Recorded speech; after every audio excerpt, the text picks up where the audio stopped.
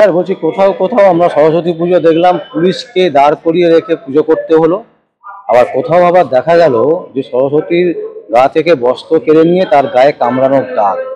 মানে কি বলবেন, এই বাংলার বুকে এই জিনিস চলছে। দেখুন, সরস্বতী পুজো নিয়ে জীবনে এইরকম কোনোদিন কোনো ঘটনা ঘটেনি।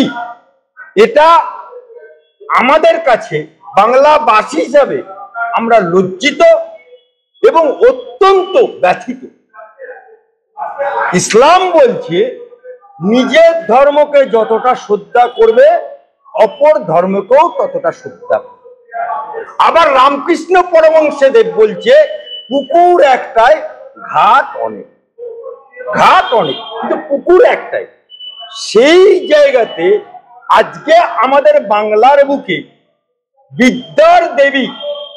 বিদ্যার দেবী তার আরাধনা হবে স্কুল কলেজ সমস্ত জায়গায়।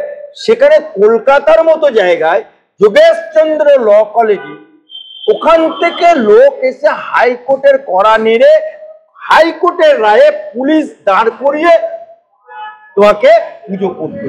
ভাবা যায় এর জন্য দায়ী বাংলার মুখ্যমন্ত্রী, এর জন্য দায়ী বাংলার মমতা আবু, এর জন্য দায়ী বাংলার মমতা খালা। কারণ মমতা খালা বলেছিল দুধের গাইদের লাত খেতে হবে। আজকে লাত এমন খেতে হচ্ছে বাংলার বুকে তৃণমূলকে মার। আপনি দেখুন মালদাতে তৃণমূলকে খুন করল, কলকাতাতে তৃণমূলকে শুট আউট করল। আজকে যোগেশচন্দ্র ল কলেজে তৃণমূলে ভার্সেস তৃণমূল, ওখানে কোনো পার্টির গল্প নেই। সেই জায়গাতে লোহে সে লোহে কাটতে হয়, কাটছে লোহে নাই কাটতে, তাই লোহা দিয়ে লোহা কাটা চলছে। সেই জন্যে বাংলার বুকে যে আরাধ্য দেবতা সরস্বতী দেবী, এর আরাধনা করার জন্য আজকে যে ঘটনাটা ঘটছে, এটা ইসলামিক কান্ট্রি না, এটা বাংলাদেশ না, এটা আফগানিস্তান না, এটা পাকিস্তান না, এটা ভারতবর্ষ। এটা আমাদের সেকুলার দেশ, এটা সেকুলার কান্ট্রি। বাংলা একটা রাজ্য, এখানে বাবা আম্বেদকরের সংবিধান অনুযায়ী সকলে চলে। যে যার নিজের ধর্ম পালন করবে, কেউ কোনো কারোর ধর্মে আঘাত করতে পারবে না। এই জায়গাতে আজকে মমতা বুট, মমতা খালার, মমতা আপার রাজত্বে আজকে বাংলার মানুষকে আরাধ্য দেবতা বিদ্যার দেবীকে পুজো করতে গিয়ে আজকে হাইকোর্টের পারমিশন নিতে হচ্ছে, পুলিশ দাঁড়াতে হচ্ছে, কোনো জায়গায় মা সরস্বতীর গায়ের ও সমস্ত অলংকার খুলে নিচ্ছে, কামড়ি করছে। এই অরাজকতা বাংলার মানুষ কোনোদিন দেখেনি, এই মমতা বাবুর আমলে দেখতে বাধ্য হচ্ছে। কারণ মমতা ব্যানার্জি জানে আমার কাছে পুজো আর্চা বড় না, কিন্তু মমতা ব্যানার্জি ফিতে কাটার সময় বলে আমি সাত্বিক ব্রাহ্মণ, যা দেবী বলে উনি ফিতে কাটে। তাই মমতা বাবুর কাছে, মমতা ব্যানার্জির কাছে, সাত্বিক ব্রাহ্মণের কাছে আমি জিজ্ঞেস করতে চাই, বিদ্যার দেবী আরাধনাতে কেন সুষ্ঠুভাবে করতে পারবে না? কেন মুসলমানদেরকে পরবের সময় কোনো গন্ডগোল হয় না?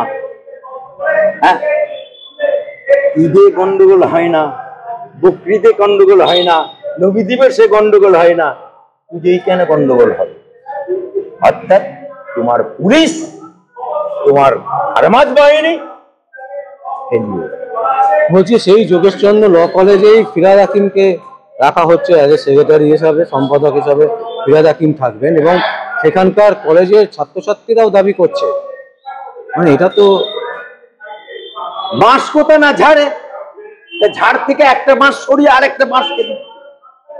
এমন বাঁশকে দিচ্ছে যে দাওয়াতে ইসলাম চায়, যে নাকি বলে আমার মিনি পাকিস্তান গার্ডেন রিচ, যে নাকি বলে আজকে আমরা 30% আছি, আগামী দিনে ইনশাল্লাহ 70% হব।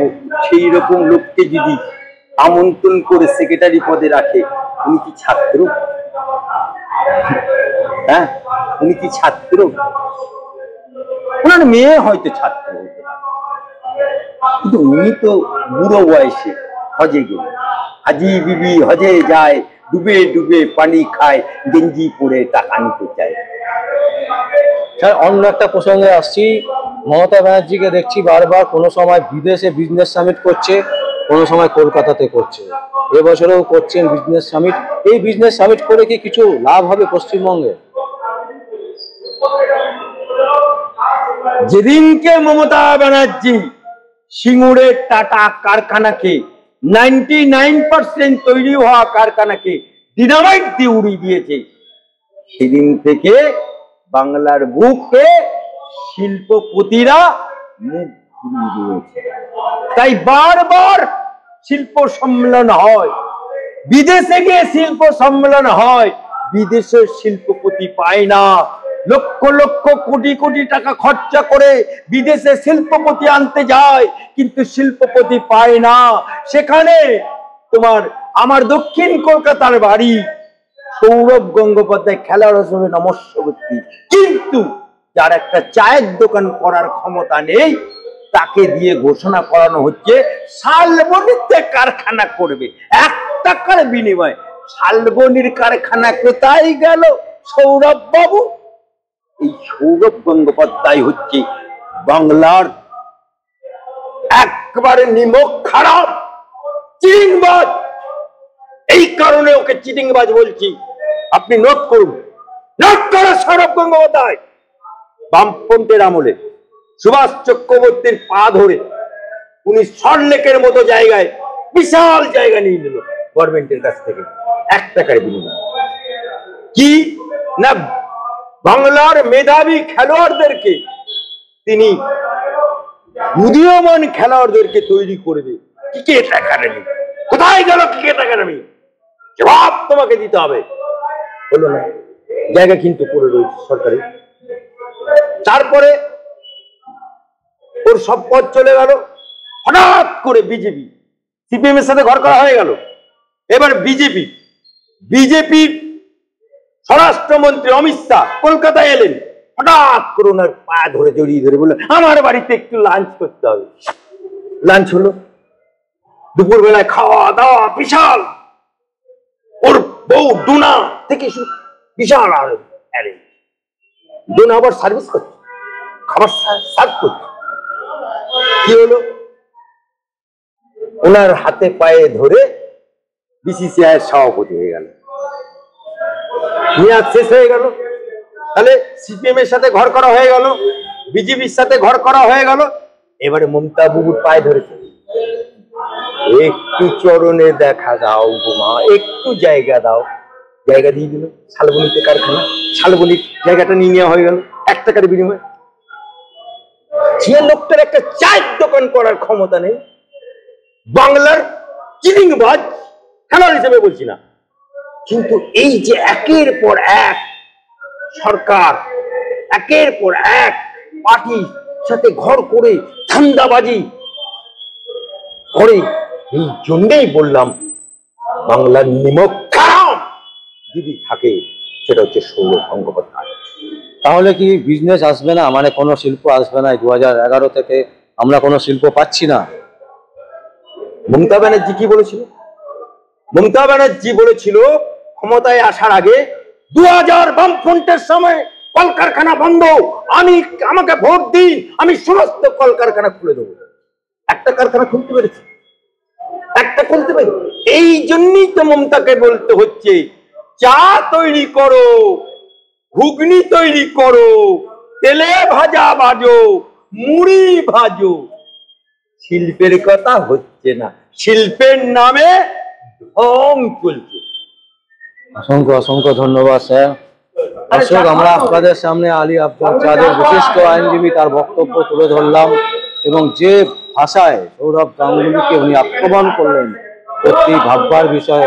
এবং সাদাকে সাদা, কালোকে কালো বলতে আমরা ভয় পাই না, এবং সেই কারণেই কিন্তু এই সংবাদের আনকাট পুরো দৃশ্য আমরা আপনাদের সামনে তুলে ধরলাম। যদি আপনাদের কোনো বক্তব্য থাকে, কোনো কমেন্ট থাকে, অবশ্যই আপনারা কমেন্ট বক্সে কমেন্ট করবেন। আর দেখতে থাকুন পরবর্তী সংবাদ আবির্ভাবে।